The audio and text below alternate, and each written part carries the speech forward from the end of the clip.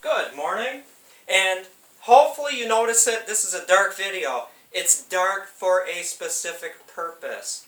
When you're shaping bows, and by shaping I mean sculpting them, as in the case of this bow, I'm working on the back. I'm not really paying attention 100% to maintaining a single growth ring because it's going to be sinew backed. Sinew's going to go on in approximately an hour. And then I shall wrap it with gauze to compress it to keep those little hard edges from sinew because it's going to be a finely crafted sinew back. Then I'm going to, once it gets hard enough that I don't feel my fingers able to push and it gives the sinew backing, then I'll unwrap it. I'll let it sit for a week and a half, and then I'll put it above a wood stove where it can bake to speed dry the sinew. And that actually, I'm not going to tell you to do that. I do that, I get really good results, and it speeds up the drying process. But that's another story. This is shaping the bow. And again, it's dark, so you're not going to see it whatsoever. You're just going to have to close your eyes and kind of go along with me. What I'm doing now is I'm making sure that the contours of the back, which are going to lie underneath the sinew, are symmetrical, and the edges are all even as far as rounding this side. Checking out the transition from these bent tabs to the main body of the bow. And now for the $64 question. John, why are you working in the dark? Well, light is your friend. Types of light, angles of light are your friend because instead of seeing the back of the bow, in bright light conditions, I'm using shadows. And in this case, shadows are a great way to bring out the actual contours of the bow. So when I'm working with my sanding block, and excuse me, I don't have my breather on or a paper filter because I'm talking on this, but I'll put it back on, and plus this doesn't kick up too much dust. When I'm able to tilt this, and again, sorry you can't see it, but I can really see it. I can go through here and I can, whoa, a little difference in there because I am using light for my friend here. And so I can sight down this thing from different angles, actually seeing the exact contours because the light's coming from there and it's bouncing off and giving me a good view of this bow. I can see that I'm going to do a little pretend scraping. I'm not going to really push on it because I about got it.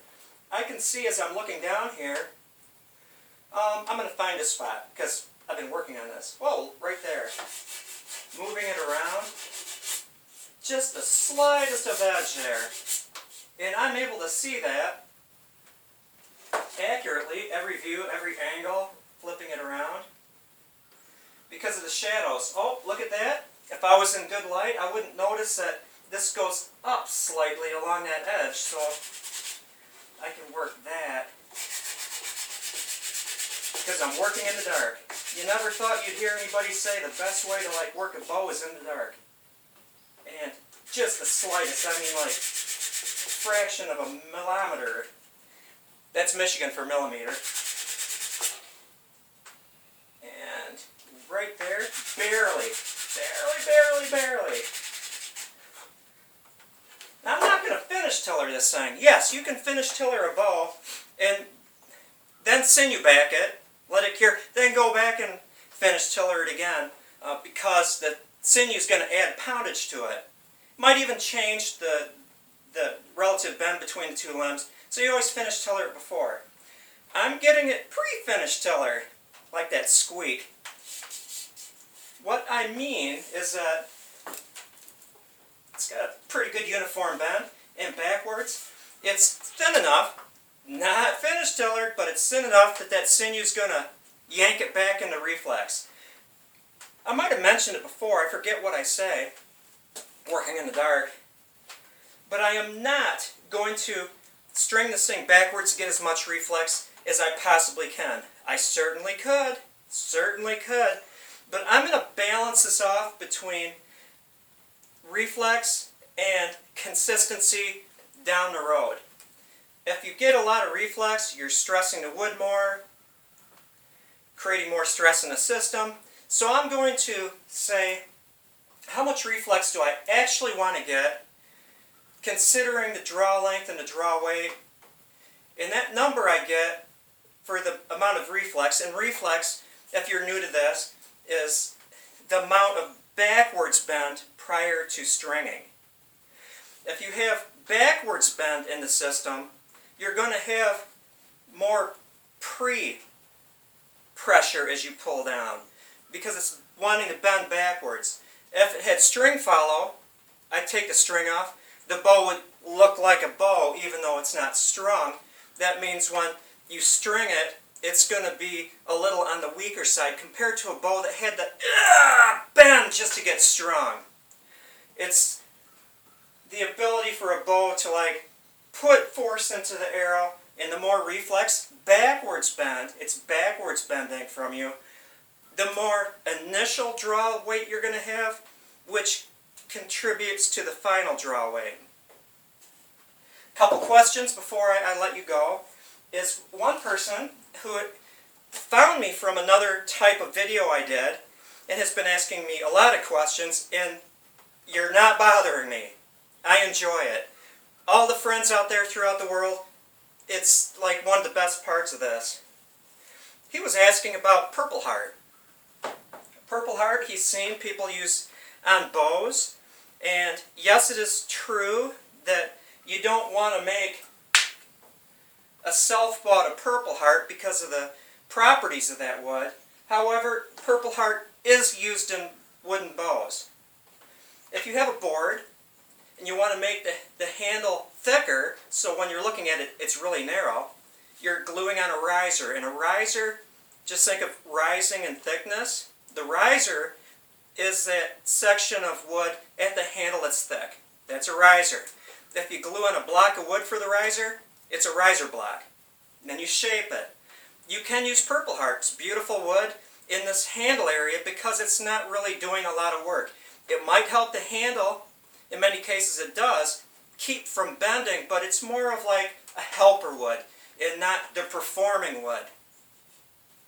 Conceivably, you can use strips of Purple Heart throughout the bow if the backside under tension isn't heart de purple. Just because it's physical characteristics. I don't believe the Purple Heart would be a good wood for the backing. That's the tensional part. Conceivably, I've used Purple Heart to glue for riser blocks. I've never made entire bows out of it. So there's a lot of guesswork on my part, but I think guesswork based in like the knowledge of Purple Heart, Purple Heartism. Maybe you could have a strip of Purple Heart for the belly because Purple Heart has a great crushing strength, that portion of the bow that's under compression. And so you're using that particular wood in an area of the bow which goes along with its physical characteristics. High crushing strength, wow. That probably means that I can use that for the belly portion, the side under compression. I wound up, yes, I do. I like to go and see my subscribers and see their videos, what they're doing. And time is always, like tricky. Like to make comments and stuff. I saw one, this fellow was heat treating the belly of a what kind of wood was that? Hickory. Yeah, it's so uncommon I can't even think of it. Heat treating a hickory bone. He asked the person that made the video, why do you heat treat hickory? And didn't receive a response, so I kind of cut in there. People will heat treat the belly of the bow, the compression side, if it's a wood that can benefit, and if it's a wood that goes along with heat hardening the belly to help in compression. And so with that, I do believe, using these perfect lighting conditions, I think this little bad boy is ready to send you back. I shall size it. I'll first take my cup of very thin hide glue, put a little Dawn detergent in there to help break down surface tension and help it soak into the bow. And I'll put a thin wash over this, sit back, watch videos, just kidding. And when it dries a little bit, soaks in. Then I'll take a thicker hide glue mixture and put it over here, let it dry. Another thing, another layer of hide glue to the point when it's dry, and I take my finger and touch the bow and my finger sticks, it's ready to sinew back. Another person asked me, speaking of sinew backing, can they use Titebond? Well, I don't really want to come off as a hide glue snob.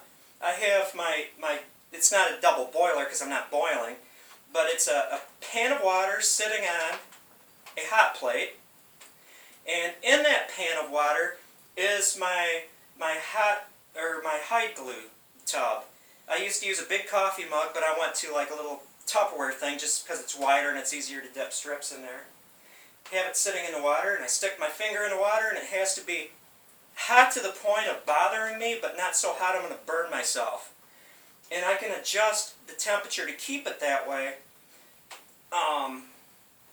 So the hide glue is at the perfect temperature. It needs to be hot, but not so hot it really hurts to stick your finger in. Titebond. I read an article in PA, not this recent one, but the one before, by a brilliant bow maker who lives in hot, steamy Florida where the humidity can get up to 90 degrees. And he's been limited in using sinew, just because of the conditions. Sinew and high humidity do not mix. So he took this hickory bow and he backed it with sinew using Titebond 3. Titebond 3, waterproof. Titebond 2, water resistant. Titebond 1, the original Titebond, neither. And so he used Titebond 3 for the sinew, and it allowed him in steamy Florida to have a sinew-backed bow. So, you know, I'm done. I'm through with saying Titebond is bad for sinew backing. It does work. From my personal experience in living in a place where the humidity, on a day not like this day I would use a self bow. When it's drier, Michigan, you're able to use sinew-backed bows. I would use the hide glue method because you're dipping the sinew in there, the little strands like I showed you in the other one. And when it gets wet and it gets warm, the sinew will stretch out. It gets a great deal longer. You stick it on the bow. When it dries and cures, it shrinks up, and if your bow is thin enough to allow it to keep shrinking without stopping it because of thickness, you'll get that reflex. With Titebond, I don't know. It might stretch out to the same dimensions as it would in hot hide glue. I don't know. I don't know.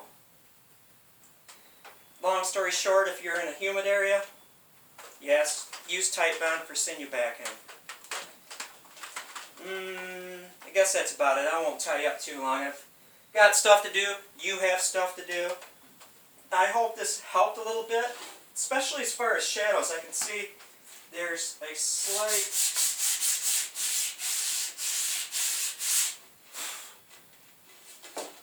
and it is not perfect. It's very close to perfect. It's perfect enough that the thickish layer of sinew will, like, you know, resolve that whole thing. It's very slight. Not worth worrying about.